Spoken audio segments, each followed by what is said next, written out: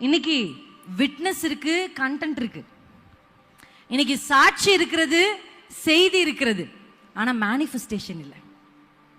வசனங்கள் உறுதிப்படணும். சிஸ்டர், இயேசு உங்களை நேசிக்கிறாரு, இயேசு உங்களை விடுதலை ஆக்குறாரு, என்ன விடுதலை ஆக்குனார், உங்களை விடுதலை ஆக்குகிறார் என்று சொல்ல கூட நிறைய பேரால முடியுது. ஆனா அந்த வசனம் சொல்லுகிறது நடந்த அடையாளங்களினாலே. சொல்லுங்க, சயின்ஸ். அடையாளங்கள், அடையாளங்கள்.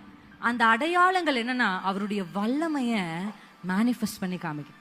நம்ம சொன்னோம், இப்ப யோவானும் பேதுருவும் அந்த மனுஷன், அந்த பவர் மேனிஃபெஸ்ட் ஆன உடனே எத்தனை பேர் இந்த பேதுருவும் யோவானையும் நோக்கி வந்தாங்க.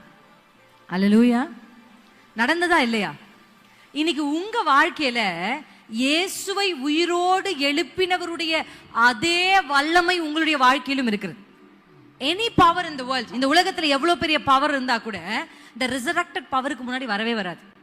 உயிர்த்தெழுந்த இயேசுவினுடைய எவ்வளவு, பாஸ்டர் வசனத்தை சொன்னார், நீங்க மரித்து உங்களை புதைத்திருந்தா கூட உங்க பிரேத குழிகள் இருந்து உங்களை எழும்ப செய்கிற ஒரு உயிருள்ள தேவன் உங்களோடு இருக்கிறார்.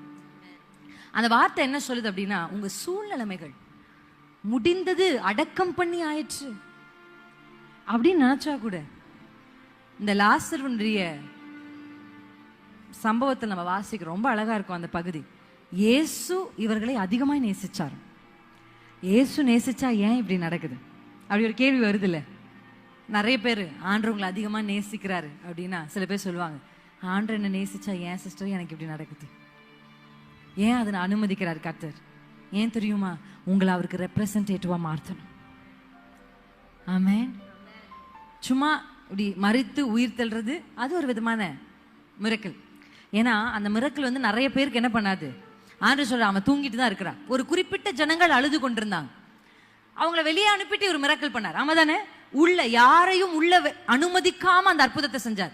ஆனா இன்றைக்கு எல்லாரும் கண் பார்க்க சத்தமிட்டு சொல்றாரு, லாசருவே வெளியே வா. சொல்றாரா இல்லையா? இப்ப எல்லாரும் பாக்குறாங்க. யார் மட்டும் பார்க்கல, அநேக யூதர்கள் பார்க்கிறார்கள் இந்த லாசரு வெளியே வந்து நிற்கிறத. சொல்லுங்க, உங்க பவர் என் வாழ்க்கையில மேனிஃபெஸ்ட் ஆகணும். அடையாளங்கள் வேணும்.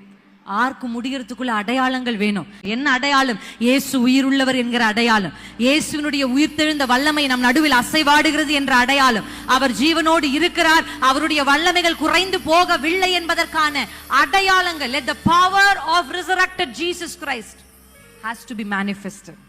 Amen.